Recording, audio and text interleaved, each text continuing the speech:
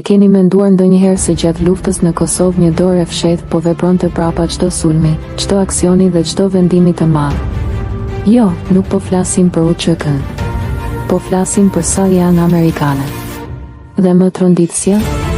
Shqiptarë që punonin drejt për Salian. Këta ishin njerëz të zakonshëm me fytyrë të thjeshtë, por me një mision të jashtëzakonshëm.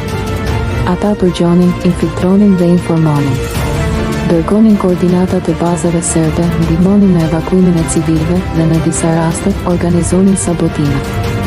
Një operacion i koduar si Root Eagle përfshinte bashkëpunim të drejt mes SAIAS dhe njësive të UÇK-s në terren. Të dhëna satelitore, armatimi sofistikuar dhe trajnime speciale u dorëzuan në duart të shqiptarëve të përzgjedhur. Por asnjëherë zyrtarisht nuk u pranua.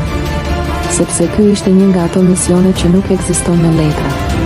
Në vitin 1999, një raport i rrjedhur në Washington zbuloi se disa operativë shqiptar ishin trajnuar në bazat sekrete të Gjermanisë dhe Italisë dhe më pas u infiltruan brenda territorit të Kosovës për të ndihmuar në finalizimin e fushatës ajrore të NATO-s. Historia që nuk të mësojnë në shkollë është kjo. Shqiptarët nuk ishin vetëm viktima të luftës. Ata ishin luftëtarë të heshtur të shërbimit më të fuqishëm sekret në botë. Dhe pa ta, ndoshta Kosova sot nuk do të ishte e lirë.